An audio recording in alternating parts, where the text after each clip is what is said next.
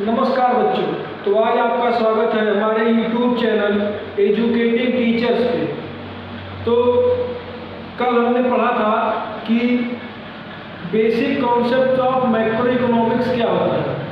उसमें हमने national income के लिए जो टर्म्स कंसीडर किए जाते हैं उसमें हमने ये पढ़ा था, और उसमें नॉर्मल रेसिडेंट या रेसिडेंट क्या होता है या डोमेस्टिक टेरिटरी क्या होती है, ये सब के बारे में हमने पढ़ा था। आज हम पढ़ेंगे national income and it's related aggregate. इस चैप्टर में ये जो चैप्टर है ये मैक्रो इकोनॉमिक्स की नज़र से इसका जो इम्पोर्टेंस है वो बहुत ज़्यादा है, क्योंकि ये एक बहुत ज़रूरी और बेसिक कॉन्सेप्ट क्लियरिटी अगर हमें नेशनल इनकम की कैलकुलेशन को करना है तो इस चैप्टर को हमें आना चाहिए। इसके पहले जो चैप्टर था वो तो थ्योरी था, मगर इसमें कुछ फार्मूला है जो आपको जरूर आने चाहिए। तो इस चैप्टर को हम पढ़ेंगे। तो जो नेशनल इनकम होता है उससे कुछ वेरिएंट होते हैं या उसके कुछ एग्रीगेट्स होते हैं। तो चलिए उसको हम जानते हैं। उसके पहले हम कुछ टर्म्स जान लेते हैं, जिसका पहला टर्म है वो है ग्रॉस। इसको आपने इसके पहले वाली वीडियो जो basic concept of macro economics उसमें पढ़ा होगा, लेकिन आज मैं बता देता हूँ। जो ग्रॉस होता है उसमें नॉट प्रोविजन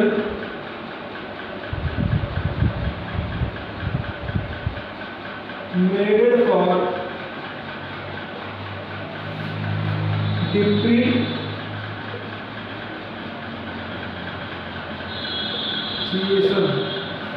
जो ग्रॉस होता है उसमें डिप्रीसिएशन के लिए कोई प्रोविजन नहीं बना होता है।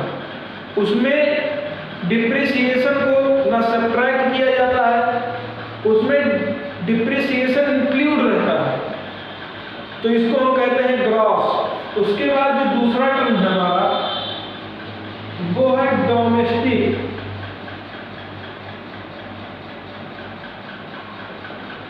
अब डोमेस्टिक जो होता है उसको हिंदी में हम कहते हैं घरेलू।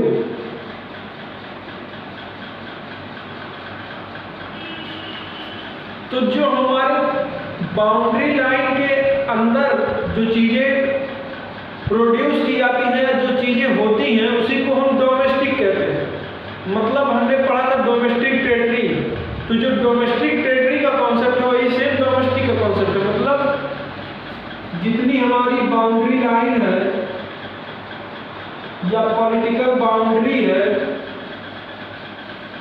उतनी हमारी डोमेस्टिक टेरिटरी कहलाएगी। उसके बाद जो तीसरा हमें पढ़ना है वो है मार्केट प्राइस। मार्केट प्राइस होता है उसको भी आपने पहले वाले वीडियो में पढ़ा होगा, लेकिन यहाँ पे उसको जानना बहुत जरूरी है। तो मार्केट प्राइस जो होता है वो ऐसी प्राइस होती है जिसमें इनडायरेक्ट टैक्स इंक्लूड होता है और सब्सिडी एक्सक्लूड होता है। मतलब इनडायरेक्ट टैक्स जुड़ा हुआ होता है और सब्सिडी घटा हुआ होता है। इसी को हम मार्केट प्राइस बोलते हैं, और इसी फॉर्मूले से जो वैल्यू आती है उसी को हम नेट इनडायरेक्ट टैक्स भी बोलते हैं। अब जो हमें चौथा पढ़ना है वो ये है कि प्रोडक्ट क्या होता है। तो मैं आपको बता दूं प्रोडक्ट जो होता है वो फाइनल गुड्स या सर्विसेज होता है जिसको हम कंज्यूम करते हैं या कहीं इन्वेस्ट करते हैं, वही हमारा प्रोडक्ट होता है। तो इसको आप समझ लीजिएगा, या अगर आप यहाँ पे ना समझ पाए तो वीडियो को थोड़ा स्किप करके कुछ टाइम लगा के दूसरे जो हमने लेक्चर लिया था basic concept of macro economics उसको पढ़ लीजिएगा, तो आपको ये सब सारी चीज़ें क्लियर हो जाएगी। उसके बाद आज हम पढ़ते हैं एग्रीगेट्स। नेशनल इनकम के एग्रीगेट्स क्या होते हैं। तो नेशनल इनकम के 8 एग्रीगेट होते हैं, और उसको मेजरमेंट करने के लिए तरीका भी अलग होता है और उसका सब कुछ अलग होता है। तरीका भी अलग, फॉर्मूला भी अलग, सब कुछ। तो इसका जो पहला एग्रीगेट होता है वो होता है gross domestic product at market price, इसी को कह देते हैं मार्केट प्राइस। ये जो होता है ये ग्रॉस मार्केट वैल्यू होता है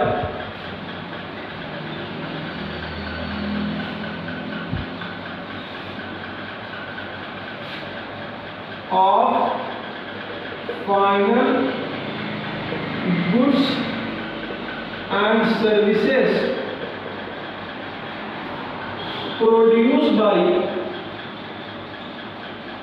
produced in domestic territory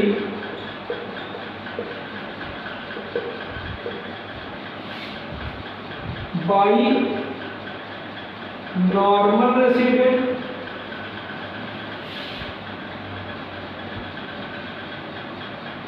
और नॉन रेसिडेंट। जो gross domestic product at market price होता है या जिसको हम जीडीपी एमपी बोलते हैं, वो होता है refer to the gross market value of final goods and service produce in domestic territory by normal resident और नॉन रेसिडेंट।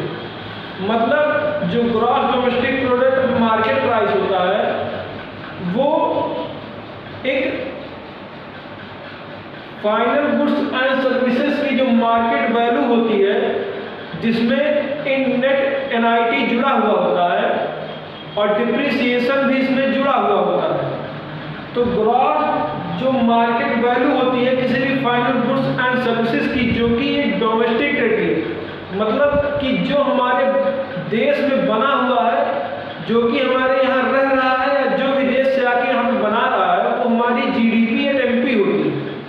ये हमारा पहला एग्रीगेट होता है। तो मुझे लग रहा है कि आपको समझ में आ गया होगा, क्योंकि ये कोई इतनी बड़ी टॉपिक नहीं थी जो आप समझे ना होंगे, क्योंकि gross domestic product market price अगर आपने पिछले वाला वीडियो देखा होगा तो आपको समझ में आया होगा। इसके बाद जो इसका दूसरा एग्रीगेट होता है gross domestic product at factor cost या FC.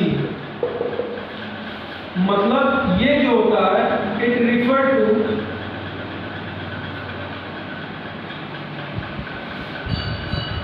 Money value of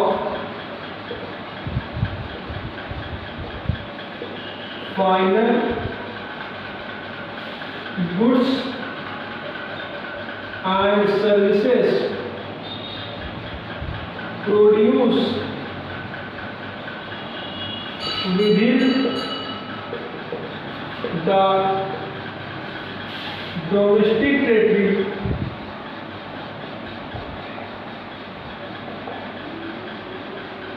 by normal resident or non resident. तो जो gross domestic product at factor cost होता है, अगर हम इसको समझें तो ये जो होता है ग्रॉस मनी वैल्यू होता है फाइनल गुड्स एंड सर्विसेज का, जो कि हमने प्रोड्यूस किया अपनी डोमेस्टिक टेरिटरी में, और वो जो प्रोडक्शन हुआ है वो किसी रेसिडेंट के थ्रू हुआ है या जो विदेश से आया हुआ उसके थ्रू हुआ है। अब इसको अगर हमें फाइंड आउट करना हो तो जो हमें फाइंड आउट करना होता है उसको हम लेफ्ट हैंड साइड लिखते हैं। मतलब जीडीपी एफसी हमको निकालना और हमारे पास जीडीपी एमपी पहले से है, तो हमें मार्केट प्राइस से फैक्टर कॉस्ट पे जाना है। मतलब हमें मार्केट से फैक्टर पे जाना है, मतलब हमने कितने में उसको बनाया था। तो इसमें हम क्या करेंगे, माइनस NIT मतलब नेट इनडायरेक्ट टैक्स। और अगर क्वेश्चन में NIT ना दिया हो तो हम देखेंगे इनडायरेक्ट टैक्स माइनस सब्सिडीज। तो जो GDP-FC होता है उसका फॉर्मूला ये होता है कि अगर हमें GDP-MP दिया हुआ है तो हम MP से फैक्टर कॉस्ट में जाएंगे, मतलब कितने में हमने प्रोडक्शन किया, तो उसके लिए हम NIT को सब्ट्रैक्ट कर देंगे। और सब चीजें यहाँ पे सेम है, केवल MP और FC में प्रॉब्लम है। तो यहाँ से जब यहाँ पे जाएंगे तो NIT माइनस होगा, और जब फैक्टर से MP पे जाएंगे तो NIT प्लस होगा। यही आपको याद रखना है। अब इसके बाद जो हमारा तीसरा एग्रीगेट होता है उसको हम समझते हैं, जो कि होता है net domestic product at market price.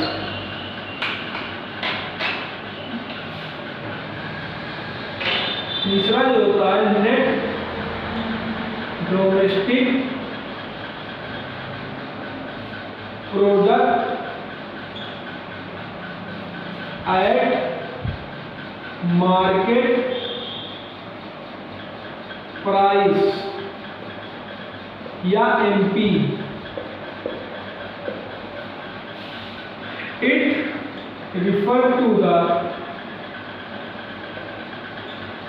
Net market value of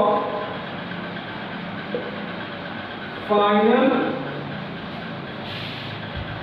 goods and services produce within domestic territory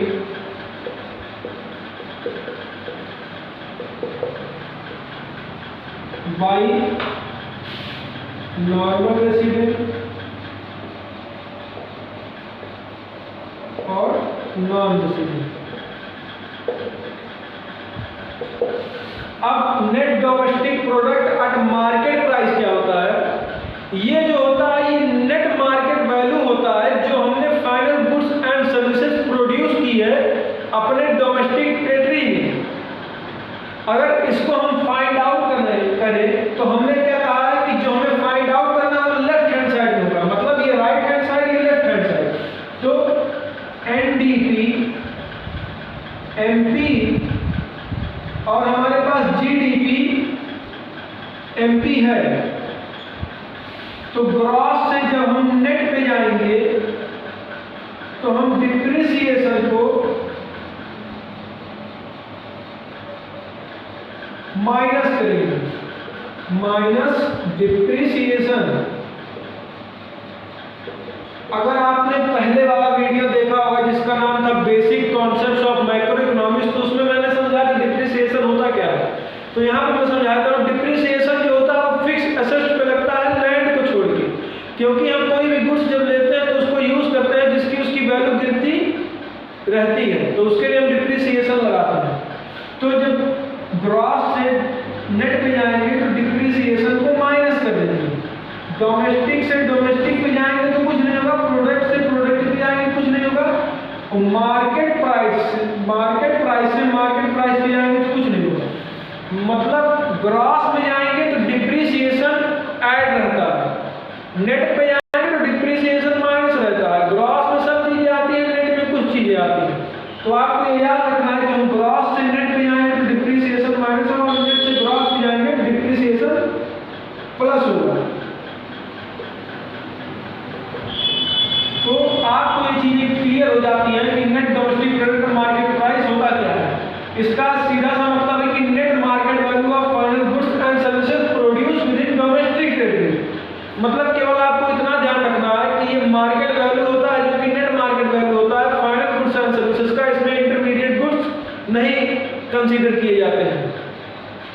और जो कि डोमेस्टिक टेरिटरी में प्रोड्यूस होता है। इसमें हम वो चीजें नहीं लेंगे जो भारत के बाहर बनाई गई हैं, हम वही चीजें लेंगे जो भारत के अंदर बनाई गई हैं।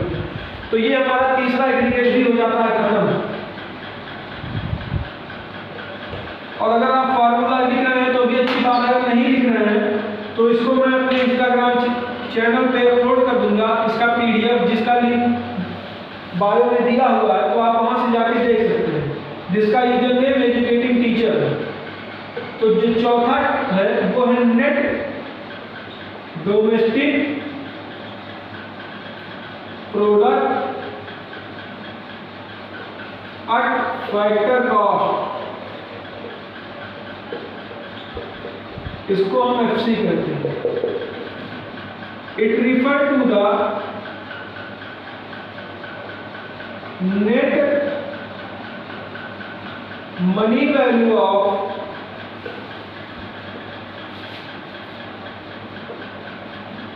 Final goods and services produce within domestic territory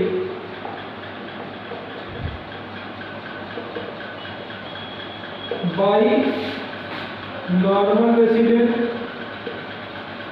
और non-resident। तो जो net domestic product at factor cost होता है या जो NDP-FC होता है, उसका मतलब क्या होता है कि नेट मनी वैल्यू होता है फाइनल गुड्स एंड सर्विसेज का, जो कि हमारे डोमेस्टिक टेरिटरी में प्रोड्यूस किए जाते हैं नॉर्मल रेसिडेंस के थ्रू या जो यहाँ का रेसिडेंस नहीं है उसके थ्रू। तो इसको अगर हमें फाइंड आउट करना हो, और इसी को अगर मैं बता दूं तो यही जो होता है ये हमारा डोमेस्टिक इनकम होता है। मतलब अगर कोई आपसे पूछे कि डोमेस्टिक इनकम क्या होता है, तो हमारा जवाब होगा NNP-FC हमारा डोमेस्टिक इनकम होता है। Net domestic product at factor cost हमारा डोमेस्टिक इनकम कहलाता है। अगर हमें NNP-FC निकालना है, NDP-FC, अरे ये तो नेशनल इनकम का हो गया, NDP-FC अगर हमको निकालना है तो इसको मैं इरेज कर देता हूँ।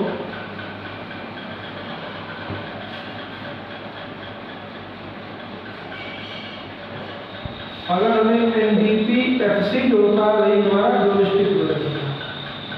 अब NDP-FC अगर हमें फाइंड आउट करना है तो हमारे पास GDP-MP पहले से है, ग्रॉस से नेट में जाएंगे तो एक पुराना तरीका माइनस डिप्रिसिएशन, डोमेस्टिक से डोमेस्टिक पे जाएंगे कोई प्रॉब्लम नहीं, प्रोडक्ट से प्रोडक्ट पे जाएंगे कोई प्रॉब्लम नहीं। अब हम यहाँ पे मार्केट प्राइस से फैक्टर कॉस्ट पे जाएंगे, इसको मैंने आपको बताया है। यहाँ पे जब हम मार्केट से फैक्टर पे जाते हैं तो क्या होता है, हाँ नेट इनडायरेक्ट टैक्स माइनस होता है। अब नेट इनडायरेक्ट टैक्स का फार्मूला IT माइनस सब्सिडी, बहुत सही। तो ये जो होता है ये हमारे 4 एग्रीगेट होते हैं जो कि डोमेस्टिक इनकम के लिए होते हैं। तो ये फार्मूला अगर आप लिख रहे हैं तो सही है, नहीं तो आप मेरे इंस्टाग्राम चैनल से नोट्स ले सकते हैं जहाँ पे ये सब ड्राइव है। इसके बाद हम पढ़ते हैं नेशनल इनकम के कौन कौन से एग्रीगेट होते हैं। तो जो 5वां है वो है gross national product at market price.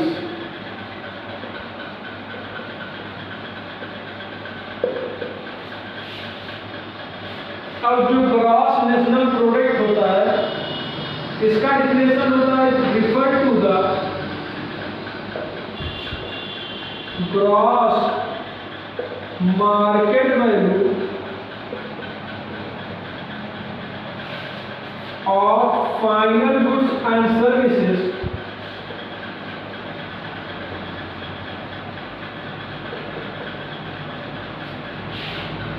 Produce from rest of world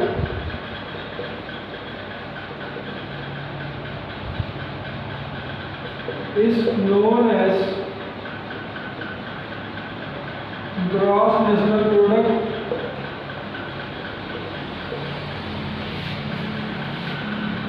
at market price। मतलब जो हमारा ग्रॉस नेशनल प्रोडक्ट होता है, मतलब जीएनपी एमपी जो होता है, वो जो होता है वो ग्रॉस मार्केट वैल्यू होता है फाइनल गुड्स एंड सर्विसेज का, जो कि रेस्ट ऑफ वर्ल्ड में बनाए जाते हैं या हमारे कंट्री में बनाए जाते हैं। इसमें डोमेस्टिक टेरिटरी का नहीं रहता है, इसमें रेस्ट ऑफ वर्ल्ड होता है, मतलब फॉरेन सेक्टर से जो जो हमारे यहाँ बनाए जाते हैं। एक बार मैं इसको चेक कर लेता हूँ कि जो मैं आपको बता रहा हूँ सही बता रहा हूँ या नहीं। तो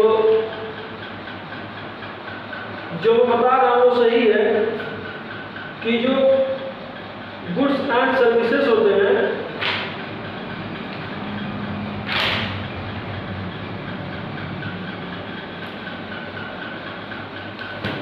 तो जो मैं बता रहा हूँ सही बता रहा हूँ, जो गुड्स एंड सर्विसेज प्रोड्यूस होते हैं with in 1 year, rest of world से विद इन 1 ईयर। आप ये भी समझेंगे कि ये जो सारी चीजें हैं वो 1 ईयर के लिए चल रही है, मतलब it refer to the gross market value of final goods and service produce within domestic और रेस्ट ऑफ वर्ल्ड। मतलब कहीं से भी ये बन रहा है और अधिकतर फॉरेन सेक्टर से बनता है, जो कि हमारा नॉर्मल रेसिडेंस इसको प्रोड्यूस करता है। तो इसमें इतनी बात में ध्यान रखिए कि मार्केट वैल्यू है जो कि प्रोड्यूस किया जाता है रेस्ट ऑफ वर्ल्ड से, जो कि हमारा नॉर्मल रेसिडेंस प्रोड्यूस करता है। इसमें जो होता है जीडीपी, जीएमपी, मार्केट प्राइस में एनआईटी इंक्लूड होता है और ग्रॉस है तो डेप्थ भी इंक्लूड होता है। तो इसके बाद हम इसका नेक्स्ट एग्रीगेट पढ़ते हैं, जो कि है यही सेम है, बस यहाँ पे एक चीज बदल जाएगा, gross national product at factor cost. अब ये जो है इसका भी सेम फंडा है, refer to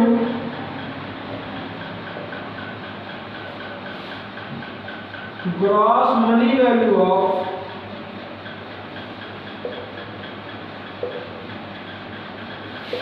final goods and services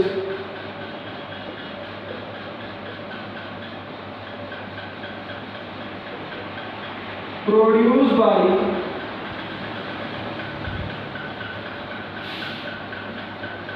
normal resident within 1 year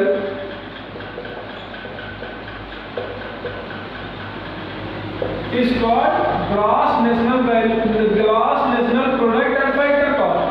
मतलब ये जो होता है वो ग्रॉस मनी वैल्यू होता है फाइनल गुड्स एंड सर्विसेज का, जो कि प्रोड्यूस किया जाता है नॉर्मल रेसिडेंस के थ्रू। वो जो होता है वो रेस्ट ऑफ वर्ल्ड में कहीं से भी हो सकता है, मतलब फॉरेन सेक्टर से हो सकता है या कहीं पे भी नॉर्मल रेसिडेंट हमारा प्रोड्यूस कर रहा हो, और इसमें हम कंसीडर करते हैं ग्रॉस मनी वैल्यू। अगर हमें इसको फाइंड करना हो तो हम लिखेंगे GNPFC, और हमारे पास GNPMP पहले से मौजूद है। ग्रॉस से ग्रॉस में जाएंगे तो कोई चेंज नहीं, नेशनल से नेशनल में जाएंगे कोई चेंज नहीं, प्रोडक्ट से प्रोडक्ट में जाएंगे कोई चेंज नहीं। मार्केट से जब FC पे जाएंगे तो आपको पता है क्या माइनस हो जाएगा, क्या माइनस हो जाएगा, NIT निकालने का फॉर्मूला IT माइनस सब्सिडी। मतलब NIT मतलब net indirect tax. Net indirect tax अगर हमें फाइंड आउट करना हो तो indirect tax minus subsidy. Indirect tax मतलब गुड्स एंड सर्विसेज पे जितने टैक्स लगते हैं, और सब्सिडी मतलब जो गवर्नमेंट हमें देती है। तो इसी के साथ हमारा 6वां एग्रीगेट भी हो जाता है कंप्लीट। उसके बाद हम पढ़ेंगे इसका नेक्स्ट एग्रीगेट, जो कि होता है नेट नेशनल इनकम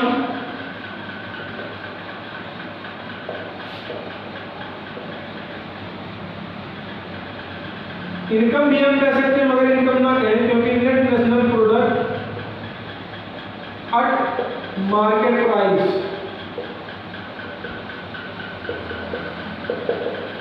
अब ये जो होता है ये भी सेम होता है, refer to the net market value of, इसमें केवल एक चीज चेंज हो जाएगा, जो वहां ग्रॉस है यहाँ पे नेट आ जाएगा, net market value of final goods and services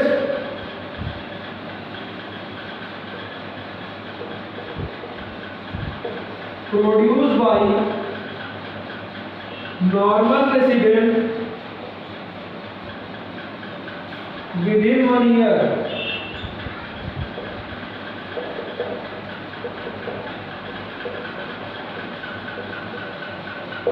मतलब ये जो होता है net national product at market price, ये कहता है कि ये जो होता है ये नेट मार्केट वैल्यू होता है गुड्स एंड सर्विसेज का, जो कि प्रोड्यूस करता है हमारा नॉर्मल रेसिडेंट एक साल के अंदर में। अगर हमें इसको फाइंड आउट तो हम इसको लेफ्ट साइड में लिखेंगे एनएनपी एमपी, और हमारे पास एनडीपी एनएनपी नहीं जीडीपी एमपी पहले से है, मतलब gross national product at market price पहले से है, मतलब जीएनपी एमपी हमारे पास पहले से मौजूद है। ग्रॉस से नेट में जाएंगे, आपको पता है डिप्रिसिएशन माइनस होगा, नेशनल से नेशनल में जाएंगे कोई चेंज नहीं, प्रोडक्ट से प्रोडक्ट में जाएंगे कोई चेंज नहीं, मार्केट प्राइस से मार्केट प्राइस में जाएंगे कोई चेंज नहीं। तो इसमें एक फॉर्मूला है, उसके बाद जो इसका नेक्स्ट इंडिकेट है वो है net national product at factor cost. ये जो सारी चीजें हैं वो आप याद रखने का तरीका ही है कि अगर आपने gross domestic product and market price याद कर लिया तो आपको केवल नेक्स्ट पार्ट में फैक्टर कॉस्ट को ऐड करना है। यही सेम यहाँ पे भी है, नेट डोमेस्टिक प्रोडक्ट अगर मार्केट प्राइस याद कर लिया तो नेक्स्ट में आपको फैक्टर कॉस्ट याद रखना है, यही इधर भी है। अब आठवां जो है वो लास्ट है, मतलब अगर आपको बता दूं एनडीपी या टैक्सी जो होता है यही डोमेस्टिक इनकम होता है, एनडीपीएफसी डोमेस्टिक इनकम हमारा होता है। अब आठवां जो है वो है नेट नेशनल प्रोडक्ट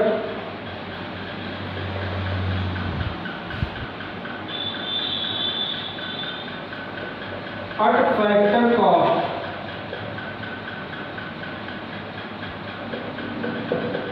अब ये जो होता है ये होता है it refer to the net money value of final goods and services produced by normal resident within 1 year।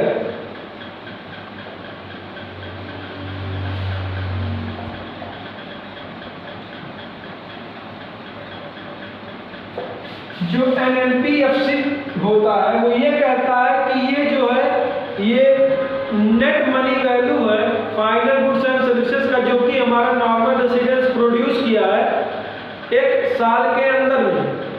अब ये जो होता है यही नेशनल इनकम हमारा होता है। अगर कोई हमसे पूछे नेशनल इनकम क्या होता है तो हम तुरंत कहेंगे एनएनपीएफसी जो होता है वो हमारा नेशनल इनकम होता है।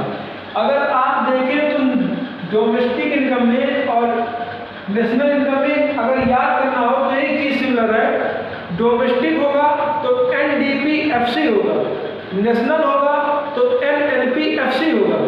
मतलब डोमेस्टिक है तो एन के बाद हम डी लगा लेंगे और नेशनल है तो एन के बाद हम एन लगा लेंगे, और सारी जो चीजें हैं पीएफसी वो भी सेम रहने वाली है दोनों में। तो इसको याद करना बहुत आसान है। अब हमें एनएनपीएफसी फाइंड आउट करना है तो इधर जाएंगे एनएनपीएफसी, और हमारे पास जीएनपी एमपी पहले से मौजूद है। अब हम ग्रॉस से नेट पे जाएंगे तो हमारे पास क्या होगा, डिप्रिसिएशन माइनस होगा, क्योंकि नेट में डिप्रिसिएशन इंक्लूड नहीं होता है। नेशनल से नेशनल पे जाएंगे कोई दिक्कत नहीं, प्रोडक्ट से प्रोडक्ट पे जाएंगे कोई दिक्कत नहीं, मार्केट प्राइस से जब एफसी कॉस्ट पे जाएंगे तो हमें एक्चुअल कॉस्ट जाननी है, इसीलिए हम नेट इनडायरेक्ट टैक्स को भी माइनस कर देते हैं, जिसको हम आईटी माइनस सब्सिडी भी कहते हैं। अब ये हो जाता है इसके 8 एग्रीगेट खत्म। अब आपको इसमें से यही एक दो चीजें हैं जो कि याद रखनी है कि जो नेशनल इनकम होते हैं उसके 8 एग्रीगेट होते हैं। अब 8 एग्रीगेट जो होते हैं वो यहाँ पे लिखे हुए, आप चाहिए तो इसका स्क्रीनशॉट ले सकते हैं। अब इन 8 एग्रीगेट में सबसे ज़्यादा जरूरी एक ये एग्रीगेट और ये एक एग्रीगेट, क्योंकि इन्हीं को क्वेश्चन, यही को एग्रीगेट के बेस पे हमें क्वेश्चन को सॉल्व करना होता है।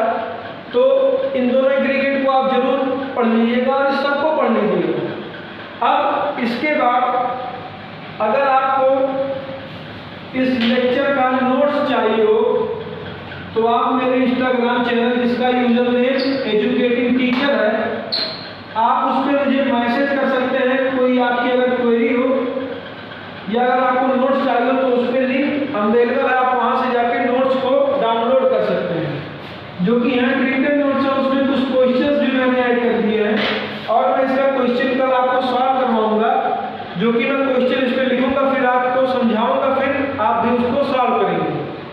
तो इसी के साथ अगर आपको वीडियो अच्छा लगा तो लाइक शेयर सब्सक्राइब करें। Thank you, have a great day.